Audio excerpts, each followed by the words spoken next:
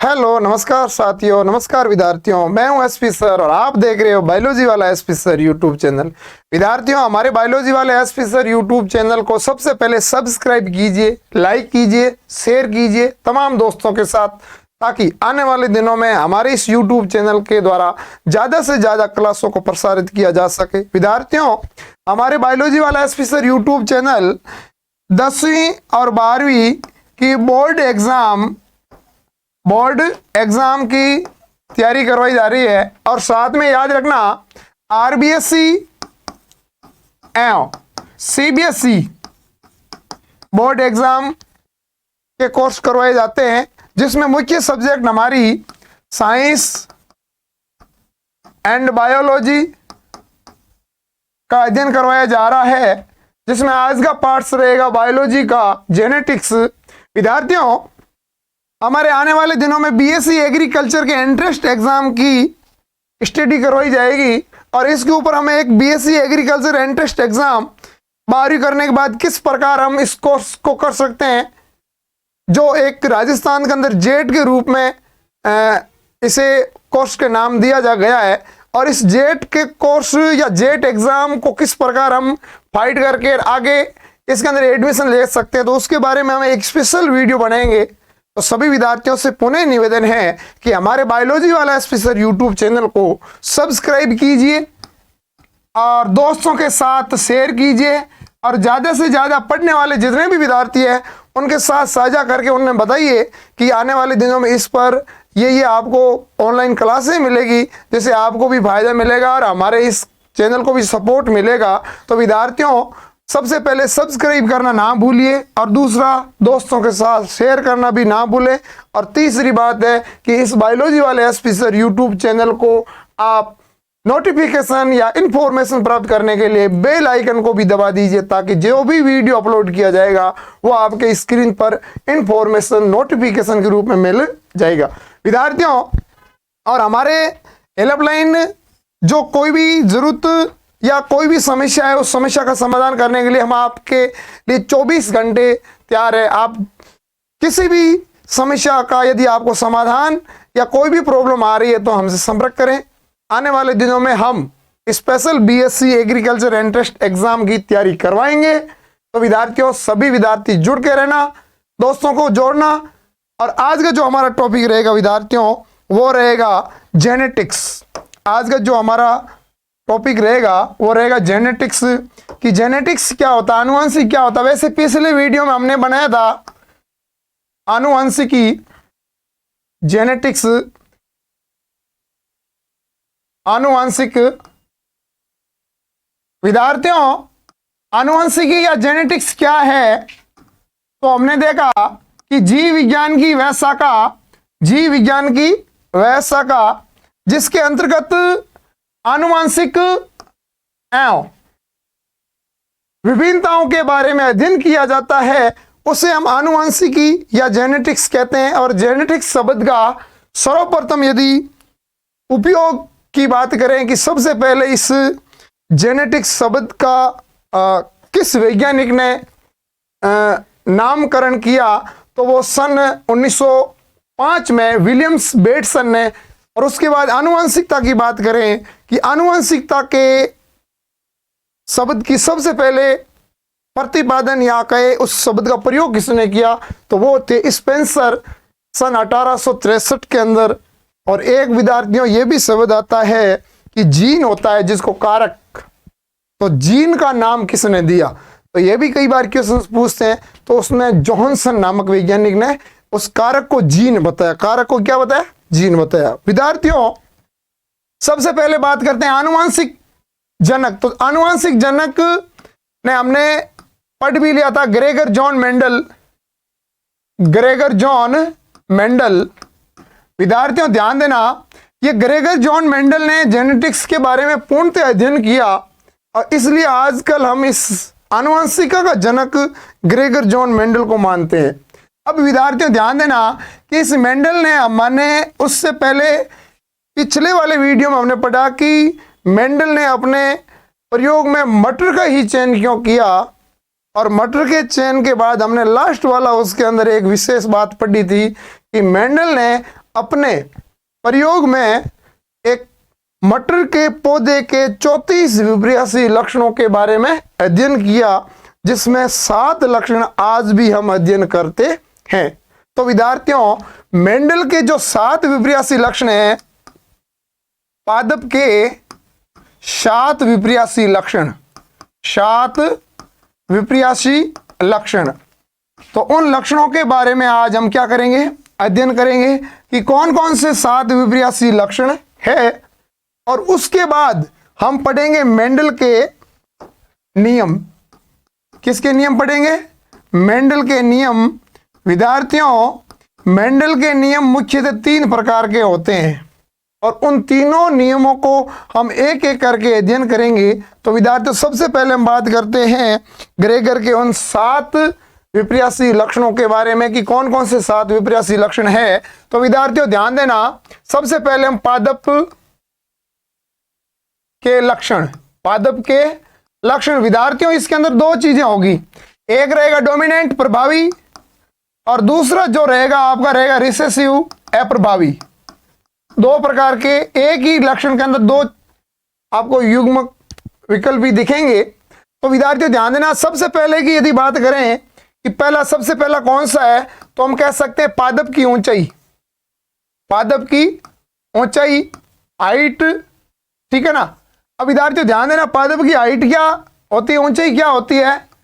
तो ध्यान देना विद्यार्थियों, पादप की ऊंचाई में सबसे पहले हम कह सकते हैं प्रभावी होगी वो लंबा, पौधे कैसे होंगे, लंबे, और अप्रभावी में होंगे आपके बौने। प्रभावी में आपके लंबे और अप्रभावी में बौने। अब विद्यार्थियों दूसरी बात करते हैं पुष्प की स्थिति।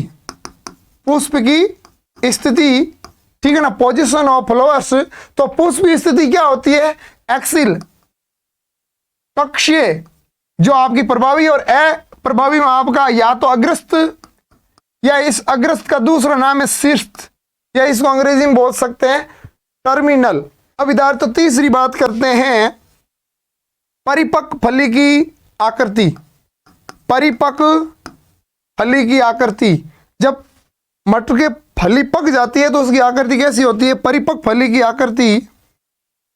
फली की आकृति, अब विद्यार्थियों ध्यान देना, परिपक्व फली की आकृति फूली हुई होती है, प्रभावी में क्या है, फूली हुई। और दूसरी बात याद रखना, अप्रभावी के अंदर उसकी जो फली की आकृति होती है वो संकुचित होती है या संकीर्ण होती है, ठीक है ना, संकुचित या संकीर्ण। अब विद्यार्थी ध्यान देना, चौथा जो आपका विपरीयासी लक्षण है वो आपका है अपरिपक्व फली का रंग। अपरिपक्व फली का रंग। अब विद्यार्थियों ध्यान देना, अपरिपक्व फली, जब तक फली पकी हुई नहीं होती है तो उसमें कलर किस टाइप का होता है। तो विद्यार्थियों ध्यान देना, प्रभावी में होगा आपका हरा और अप्रभावी में आपका रंग होगा पीला, हरा और पीला। फिर हम बात करते हैं पुष्प का रंग, कि जो मटर के पुष्प फ्लावर्स होते हैं उसका रंग किस प्रकार का होता है। तो पुष्प का रंग, कलर ऑफ फ्लावर्स। तो याद रखना विद्यार्थियों, प्रभावी में आपका होगा बैंगनी रंग का, वॉयलेट कलर का, और दूसरा अप्रभावी में रहेगा आपका हरा, ग्रीन, ठीक है ना, सॉरी सफेद रहेगा, याद रखना विद्यार्थियों, सफेद रहेगा, ठीक है ना। अब विद्यार्थियों ध्यान देना, फिर 5वां के बाद छठे बात करते हैं बीज का आकार, और ये विशेष बात है बीज का आकार, इसमें ज्यादातर हम संकरण करवाएंगे। तो बीज का आकार प्रभावी में आपका होता है गोल, राउंड, और अप्रभावी में होता है आपका रिंकल, जिसको बोलते हैं झुर्रीदार, झुर्रीदार। और फिर हम बात करते हैं अंतिम वाला 7वां विपरीयासी लक्षण है बीज का रंग। बीज का रंग, ठीक है ना, कलर्स ऑफ सीड्स। अब ध्यान रखना, बीज का रंग होता है आपका पीला प्रभावी में, और अप्रभावी में होगा आपका हरा, प्रभावी में येलो और अप्रभावी में आपका ग्रीन रहेगा। तो मेंडल ने अपने पादप के प्रयोग में मुख्यतः ये 7 विपरीयासी लक्षण बताए थे, और उन 7 विपरीयासी लक्षणों के द्वारा ही हम पादप के अंदर एक संकर संकरण, द्वि संकर संकरण और पॉली हाइब्रिड क्रॉस भी कह सकते हैं, कि मतलब बहु संकर संकरण। ये क्या होते हैं, एक संकर संकरण, द्वि संकर संकरण। तो विद्यार्थियों ध्यान देना, इसी के अंदर ही होते हैं कि जब किसी भी जनन प्रक्रिया या संकरण करवाया जाता है, क्रॉसिंग करवाई जाती है पादपों के लक्षणों की। तो यदि पादप के विपर्यासी लक्षणों, यदि एक विपर्यासी लक्षणों के बारे में या एक विपर्यासी लक्षणों का आपस में क्रॉस करवाया जाता है तो उसको बोलते हैं मोनोहाइब्रिड क्रॉस। और यदि उसमें कह दिया जाता है कि दो विपर्यासी लक्षणों का साथ में अध्ययन किया जाता है या क्रॉस करवाया जाता है तो उसको हम बोलते हैं डाई हाइब्रिड क्रॉस, द्विसंकर संकरण। और यदि तीन लक्षण विपर्यासी लक्षणों का एक साथ अध्ययन करवाया जाता है तो उसको हम बोल सकते हैं ट्राई हाइब्रिड क्रॉस, या फिर हम कह सकते हैं त्रिसंकर संकरण।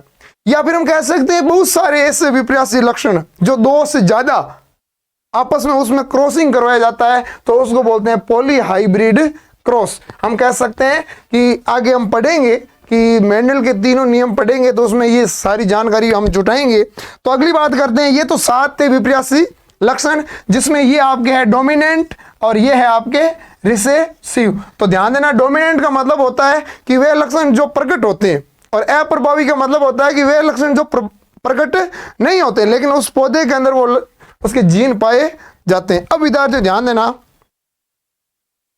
हम पढ़ते हैं मेंडल के नियम। किसके पढ़ते हैं? मेंडल के नियम।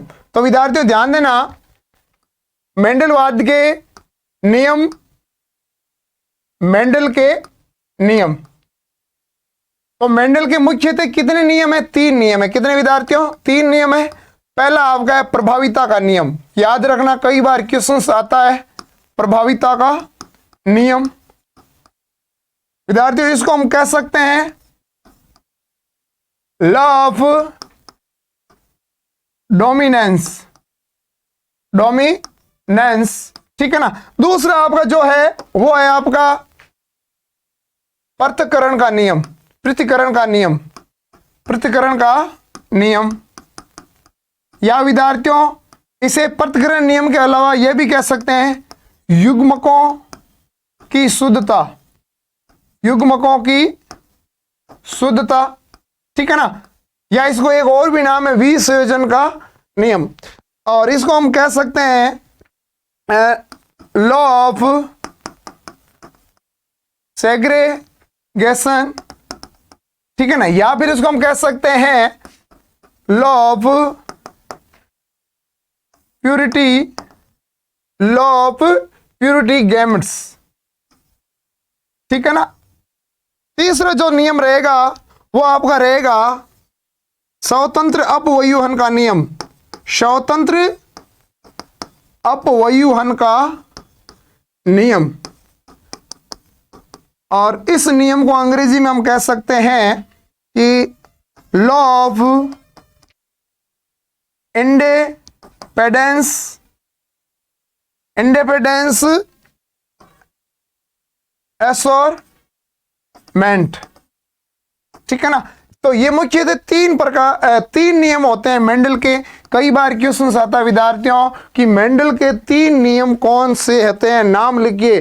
प्रभाविता का नियम, लॉ ऑफ डोमिनेंस, दूसरा पृथक्करण का नियम, लॉ ऑफ सेग्रेगेशन, तीसरा है स्वतंत्र अपव्यूहन का नियम, लॉ ऑफ इंडिपेंडेंस एसोरमेंट। तो ये 3 नियम होते हैं। तो सबसे पहला नियम है प्रभाविता का नियम, कि प्रभाविता का नियम क्या है, उसमें किस प्रकार का क्रॉसिंग करवाया जाता है उसके बारे में अध्ययन करेंगे। तो सभी विद्यार्थी ध्यान देना और जुड़े रहना, अंत तक वीडियो को देखना।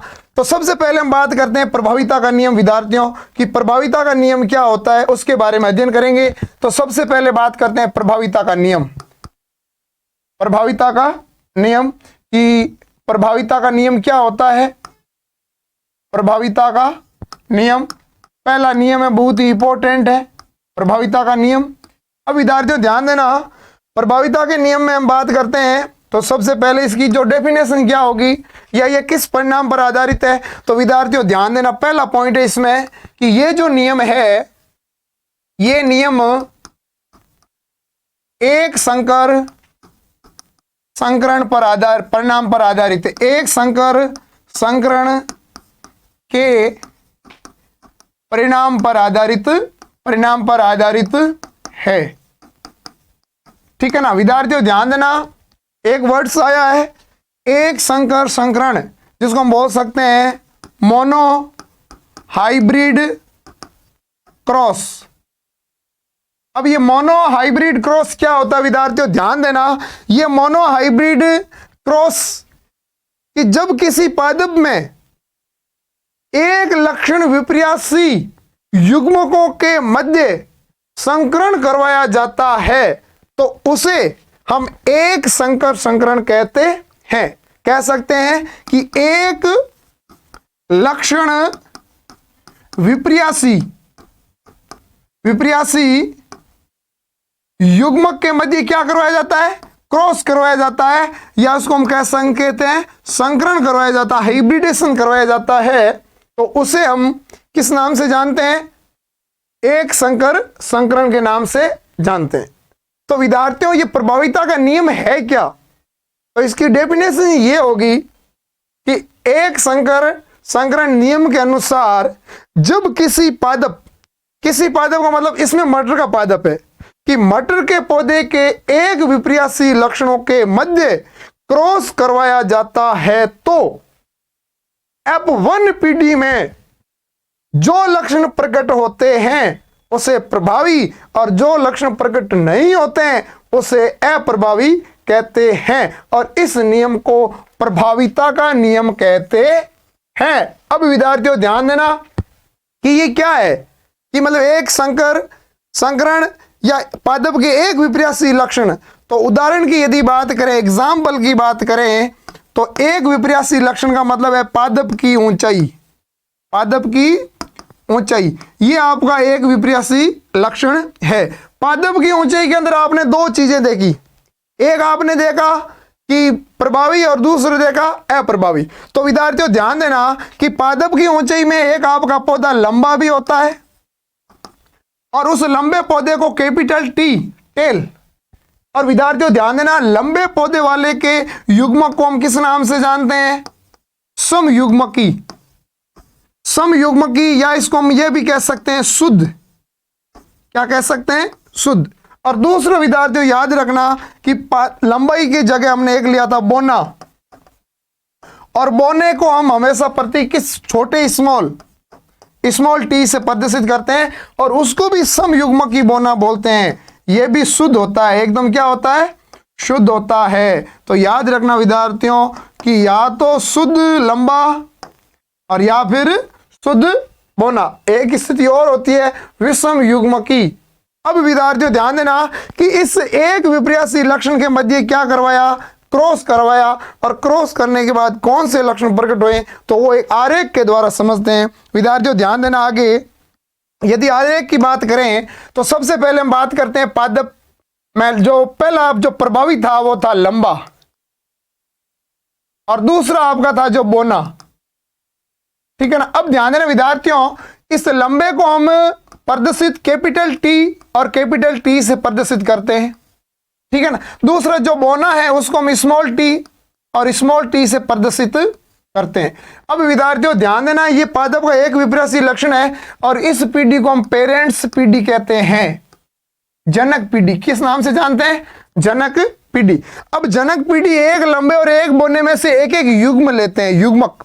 तो इसमें कैपिटल टी एक लेंगे और इसमें भी स्मॉल टी क्या लेंगे, एक युग्म लेंगे। अब विद्यार्थियों ध्यान देना कि इस युग्मकों का आपस में क्या करवाते हैं, संकरण करवाते हैं, जनन करवाते हैं। अब विद्यार्थियों ध्यान देना जब इसके बीच में हम क्रॉस करवाएंगे तो क्रॉस कराने के दौरान जो हमें संतान प्राप्त होगी F1 पीढ़ी, जनक पीढ़ी से क्या प्राप्त होगी, F1 पीढ़ी होगी। तो उसमें याद रखना कि हमें एक विषम युग्म की लंबा पौधा प्राप्त होता है। अब ये जो प्राप्त पीढ़ी है ये F1 पीढ़ी है जिसको हम बोल सकते हैं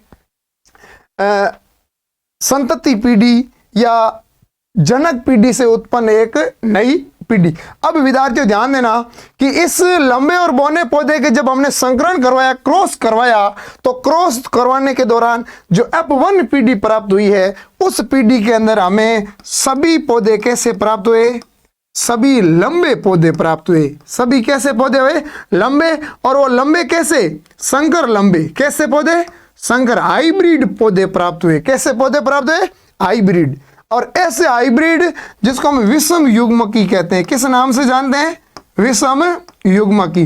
अब विद्यार्थियों विषम युग्मकी क्यों कहते हैं, क्योंकि विद्यार्थियों दिखने में ये कैसा है, लंबा, लेकिन विद्यार्थियों समयुग्मकी शुद्ध नहीं है, अशुद्ध है। कैसे? क्योंकि लंबा भी है लेकिन साथ में इसके अप्रभावी लक्षण बोना इसका क्या है, अभिव्यक्त नहीं हुआ है, दिखाई नहीं दिया है। इसलिए जो F1PD में लक्षण दिखाई देते हैं लंबे का दिखाई दे रहा है, तो इसका मतलब है लंबा आपका हो गया प्रभावी, और जो बोना है वो लक्षण प्रकट नहीं हो रहा है, तो उससे हम किस नाम से जानेंगे, अप्रभावी। और इसी प्रभावी और अप्रभावी को हम प्रभाविता का नियम कहते हैं। उसे किस नाम से जानेंगे, प्रभाविता का नियम कहते हैं। अब विद्यार्थी ध्यान देना, इसी नियम के आगे दूसरा नियम पढ़ेंगे, पृथक्करण का नियम। तो उससे पहले आप ये समझ लेना कि जब हम लंबे और बोने, लंबा और बोना इन दोनों के मध्य हमने संकरण करवाया, क्रॉस करवाया, तो हमें जो F1PD प्राप्त हुई थी वो कैसी हुई थी, लंबे हुई थी। लेकिन विद्यार्थियों ध्यान देना, इसके साथ जो बोने के गुण है वो भी इसके अंदर उपस्थित है, लेकिन बस इतना है कि वो डोमिनेंट नहीं हुआ, प्रभावी नहीं हुआ। लेकिन विद्यार्थियों ध्यान रखना कि ये लंबा और बोना, इसके जो लक्षण होते हैं, ट्रेट होते हैं, ये आपस में सहमिश्रण कभी भी नहीं होते और नहीं कभी एक दूसरे को प्रभावित करते हैं। अब ये लक्षण प्रकट कब होंगे, बोलने वाले। तो अब अगले जो नियम है, दूसरा जो हमारा नियम है पृथक्करण का नियम या युग्मकों का शुद्धिकरण का नियम, तो उसके अंदर आपका लंबा और बोना दोनों गुण प्रकट हो जाएंगे और आपका प्रभाविता का नियम यहीं तक है। अब ध्यान देना विद्यार्थियों, उसके बाद हम बात करते हैं दूसरा नियम। कौन सा नियम, दूसरा नियम कौन सा है, पृथक्करण का नियम, पृथक्करण का नियम, पृथक्करण का नियम। विद्यार्थियों ध्यान देना, पृथक्करण का नियम क्या होता है, लॉ ऑफ सेग्रेगेशन, ठीक है ना। अब विद्यार्थियों ध्यान देना, कहने का मतलब है कि ये जो नियम है ये किस परिणाम पर आधारित है, तो विद्यार्थियों ध्यान देना, ये भी एक संकर मोनोहाइब्रिड क्रॉस, एक संकर संकरण के परिणाम पर आधारित है। इसमें भी एक ही विपरीत लक्षणों के मध्य क्रॉसिंग करवाई जाती है। लेकिन विद्यार्थियों ध्यान देना, जो आपने प्रभाविता के नियम के अंदर पढ़ा, तो इस नियम के दौरान जो F1PD से जो आपको प्राप्त लंबे पौधे प्राप्त हुए हैं, प्राप्त लंबे पौधे, कैसे पौधे, लंबे पादप प्राप्त हुए थे, और वो लंबे पादप कैसे थे, संकर हाइब्रिड थे, या इसको हम बोल सकते हैं विषम युग्मकी। किस नाम से जानते हैं, विषम युग्मकी। और एक विद्यार्थी दूसरा और नाम है अशुद्ध। ये पौधे हमें प्राप्त हुए थे, तीनों में से कोई भी हम इसको कह सकते हैं। अब विद्यार्थियों ध्यान देना कि हमें उसका पुनः परीक्षण करना है कि क्या लंबे और बोने, लंबे पादप प्राप्त हो गए, क्या बोने लक्षण दब गए या नष्ट हो गए या लंबे पौधे के साथ मिश्रित हो गए, नहीं विद्यार्थियों, उसका लक्षण अगली पीढ़ी F2 में प्रकट होगा। तो विद्यार्थियों ध्यान देना, कैसे, तो हम कह सकते हैं कि F1PD के अंदर, F1PD के अंदर जो हमें पादप प्राप्त हुआ था, कैपिटल T और स्मॉल t, इसको हम बोलते हैं विषम युग्मकी। ये जो हमें पादप प्राप्त हुआ था, ये आपको हुआ था विषम युग्मकी। कैसा हुआ था, विषम युग्मकी, लंबा हुआ था। अब इस विषम युग्मकी पादप जो पौधा था उसका पुनः क्या करवाते हैं, शव परागण करवाते हैं, शव निषेचन करवाते हैं। शव निषेचन का मतलब है कि एक पीढ़ी ऐसी और लेते हैं, एक नर और एक मादा, और उसके मध्य सेलिन करवाते हैं, संकरण करवाते हैं, तो हमें कैसी पीढ़ी प्राप्त होगी। तो विद्यार्थियों ध्यान देना कि एक प्रकार का हम इसमें क्या बनाते हैं, डायग्राम बनाते हैं। जैसे मान लेते हैं कि इसमें capital T, small t, capital T और स्मॉल t। अब ध्यान देना विद्यार्थियों, अब इसमें जो उत्पन्न संतान है वो उत्पन्न संतान हमें कैसे प्राप्त होगी। तो विद्यार्थियों ध्यान देना, इसके अंदर दो युग्मक है, एक है नर और दूसरा है मादा। हम ये कह सकते हैं कि ये जो आपका है वो मादा और ये जो युग्म है ये क्या है, नर की। अब दोनों के मध्य क्या करवाते हैं, शव निषेचन करवाते हैं, नर का, मादा का और नर का। तो मादा का कैपिटल T और नर का भी कैपिटल T, तो हमें दोनों में क्या होगा, कैपिटल T। और जिसमें कैपिटल T होते हैं वो हमेशा क्या होते हैं, लंबे होते हैं। और वो भी लंबे कैसे होते हैं, शुद्ध लंबे होते हैं। कैसे होते हैं, शुद्ध लंबे। फिर ये कह रहा है कि मादा का कैपिटल टी और नर का स्मॉल टी, जब ये आपस में स्वनिषेचन करेंगे तो हमें जो संतान पैदा होगी वो होगी कैपिटल टी और स्मॉल टी।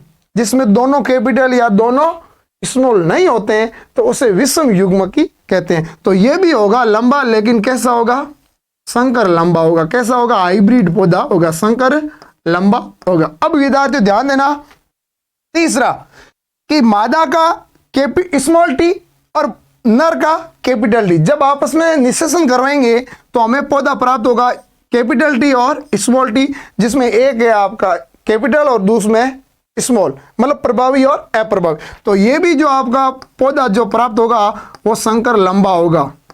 ठीक है ना। अब विद्यार्थी ध्यान देना, चौथी पीढ़ी जो हमें प्राप्त होगी, चौथा पौधा प्राप्त होगा वो स्मॉल टी नर का और स्मॉल टी मादा का, जिसमें हम कह सकते हैं दोनों स्मॉल टी है। इसका मतलब है कि ये बोने के गुण है और बोना भी कैसा है, शुद्ध बोना है। तो कैसा बोना है, शुद्ध बोना है। अब ध्यान देना विद्यार्थियों कि जब अब 1 पीढ़ी में हमें जो पादप प्राप्त हुआ था वो एकदम लंबा था, लेकिन लंबे में भी कैसा था, विषम युग्मकी। विषम युग्मकी क्यों बोले, क्योंकि उसका हुआ था लंबा, लेकिन उसके अंदर गुण किसके थे, बोने के भी थे। अब वो बोने वाले गुण कब प्रकट होंगे, जब F2 पीढ़ी में।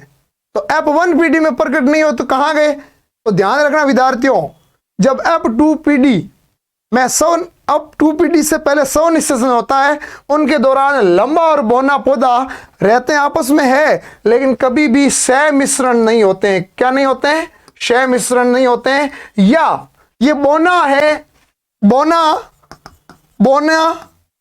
और लंबा, जो लंबा लक्षण होता है वो बोने पौधे लक्षण को प्रभावित नहीं करता है। और जैसे अगली पीढ़ी में वो जाते हैं तो अपने अपने युग्मकों में क्या होते हैं, विसंयोजन हो जाते हैं या युग्मक अलग अलग हो जाते हैं, जिससे हमें लंबे पौधे भी प्राप्त होते हैं और बोने पौधे भी प्राप्त होते हैं। अब विद्यार्थियों ध्यान देना, इसके अंदर 2 चीजें और आपको सीखने को मिलेगी। एक आपको इसमें सीखने मिलेगी कि फिनोटाइप्स और दूसरा आपको मिलेगी जीनोटाइप्स। ये भी कई बार 1-1 नंबर के क्वेश्चंस आते हैं और कंपटीशन के अंदर भी एग्जाम में आते हैं कि जब पृथक्करण के नियम के अंदर एक संकर संकरण के परिणाम पर आधारित था, तो बताइए उस F2 पीढ़ी में उत्पन्न संतान थी, उत्पन्न पीढ़ी थी, उसके अंदर फिनोटाइप्स का मतलब होता है लक्षण प्ररूप, और जीनोटाइप्स का मतलब होता है जीन प्ररूप। लक्षण प्ररूप का मतलब होता है एक्सटर्नल कॉन्स्टिट्यूशन, मतलब बाह्य आकार या बाह्य रचना है कि हमें वो दिखने में कैसे हैं। और जीन प्ररूप का मतलब होता है जेनेटिक्स कैरेक्टर, कि जीन के लक्षण कैसे हैं, किस प्रकार के उसके अंदर हमें प्राप्त होते हैं। जीन आनुवंशिक इंटरनल लक्षणों के बारे में अध्ययन किया जाता है। अब ध्यान देना विद्यार्थियों, इसमें आपको देखने को मिलेगा कि इसमें ध्यान देना, दिखने में 3 पौधे हमें क्या प्राप्त होते हैं, लंबे होते हैं। तो दिखने में ये पौधे कैसे हैं, लंबे, तो हम तो यही मानेंगे 75% हमें कैसे पौधे हुए, लंबे। तो ध्यान देना 75% तो आपको पौधे प्राप्त हो रहे हैं लंबे, लेकिन विद्यार्थियों 25%, देखो 4 पौधे प्राप्त हुए, उसमें एक लंबा ये, दूसरा लंबा और तीसरा लंबा और चौथा बोना है। तो इसका मतलब है 100% में से 75% आपको हो रहे हैं लंबा पौधा और एक पौधा आपको हो रहा है बोना, तो 25% क्या हो रहा है, आपको बोना पौधा प्राप्त हो रहा है। तो जीन प्ररूप आपका यदि इसको अनुपात में, छोटे अनुपात में करते हैं तो 25 दिए 75 और 25 से कम है 25। आपका पृथक्करण नियम के अंदर जो एक संकर संकरण होता है उसका आपको पूछेंगे कि लक्षण प्ररूप अनुपात क्या होगा, फिनोटाइप्स रेडियो क्या होगा, तो याद रखना 3:1 होता है। फिर वो इस वाले एक और आगे बढ़ता है कि एक संकर संकरण के अंदर जीन प्ररूप अनुपात क्या होगा, जीनोटाइप्स रेडियो क्या होगा। तो विद्यार्थियों ध्यान देना, जब 4 पीढ़ी प्राप्त हुई है तो 4 पीढ़ी में देखना कि पहला जो आपका पौधा है वो कैपिटल टी है, दिखने में दोनों क्या है, कैपिटल। इसका मतलब है कि ये लंबा भी है और लंबे के साथ शुद्ध भी है, तो इसका मतलब है कैपिटल टी ठीक है ना। अब लंबा भी है और लंबे के साथ क्या है, शुद्ध भी है। दूसरा आपको एक कैपिटल और दूसरा स्मॉल। अब ध्यान देना कि दिखने में लंबा है लेकिन गुण किसके साथ बोलने के भी है, तो इसको हम बोल सकते हैं कैपिटल टी और स्मॉल टी। अब विद्यार्थियों ये और ये तो दोनों कॉमन है। तीसरा पौधा आपको प्राप्त होता है स्मॉल टी और स्मॉल टी। अब विद्यार्थी ध्यान देना, 4 पौधों में एक पौधा आपको शुद्ध लंबा जो 25%, ठीक है ना, जो कितने प्रतिशत, 25%। और 2 पौधे आपको क्या है, विषम युग्म की पौधे जो संकर लंबे है, तो 50% ये। और एक पौधा आपको केवल और केवल बोना पौधा, ठीक है ना, जो मतलब बोना शुद्ध बोना पौधा, तो वो है 25%। अब विद्यार्थियों ध्यान देना, जब इसको छोटे अनुपात में बांटेंगे तो 25 से कम 25, 25 दूने 50 और 25 से कम 25, तो हमें अनुपात जो प्राप्त होगा वो 1:2:1 प्राप्त होगा। क्वेश्चन आता है कि बताइए एक संकर संकरण के अंदर जीन प्ररूप अनुपात क्या होगा। तो विद्यार्थियों ध्यान देना, उसमें होगा 1:2:1। इसका मतलब होता है कि एक पौधा शुद्ध लंबा, एक पौधा शुद्ध लंबा और दूसरा पौधा आपको क्या, एक पौधा शुद्ध लंबा और दूसरा पौधा आपको एक पौधा शुद्ध लंबा, ठीक है ना, और दूसरा 2 पौधे होंगे वो अशुद्ध लंबे और तीसरा पौधा होगा वो शुद्ध बोना होगा। इसलिए हम कह सकते हैं कि 1:2:1 और ये आपका रहेगा जीन प्ररूप अनुपात और लक्षण प्ररूप अनुपात रहेगा आपका 3:1। ये कई बार क्वेश्चन पूछते हैं और ये आपका था दूसरा पृथक्करण का नियम। तो विद्यार्थियों ध्यान देना, हमारे इस जेनेटिक्स के अंदर मेंडल के 2 नियम हो चुके हैं, एक प्रभाविता का नियम और दूसरा पृथक्करण का नियम। अगला जो नियम तीसरा है बहुत ही इंपॉर्टेंट है, कई बार सवाल पूछते हैं और लंबा भी सवाल और 5 अंकों का लगभग सवाल आता है, तो उसका अध्ययन हम अगले क्लास के अंदर करेंगे। आज की क्लास यहीं पर हम समाप्त करते हैं। लेकिन विद्यार्थियों ध्यान देना, हमारे इस YouTube चैनल के बारे में सबसे पहले विद्यार्थियों आपसे पुनः एक बार निवेदन है कि बायोलॉजी वाला एसपी सर YouTube चैनल को आप ज़्यादा से ज़्यादा सपोर्ट करें, सब्सक्राइब करें और अपने दोस्तों के साथ शेयर करें, ताकि आने वाले दिनों में हम इस चैनल के माध्यम से ज़्यादा से ज़्यादा क्लासों को अपलोड कर सकें और आप तक पहुंचाई जा सके, जिससे आने वाले दिन में जो भी आपके बोर्ड के एग्जाम, कंपटीशन के एग्जाम या इंटरेस्ट एग्जाम है, उसके लिए आपको एक वरदान के रूप में यह क्लासेस साबित हुई। इसलिए विद्यार्थियों उन्हें एक बार आपसे निवेदन है कि हमारे इस बायोलॉजी वाला एसपी सर यूट्यूब चैनल को सब्सक्राइब करना ना भूलें, लाइक कीजिए, शेयर कीजिए। और विद्यार्थियों एक मैं आपको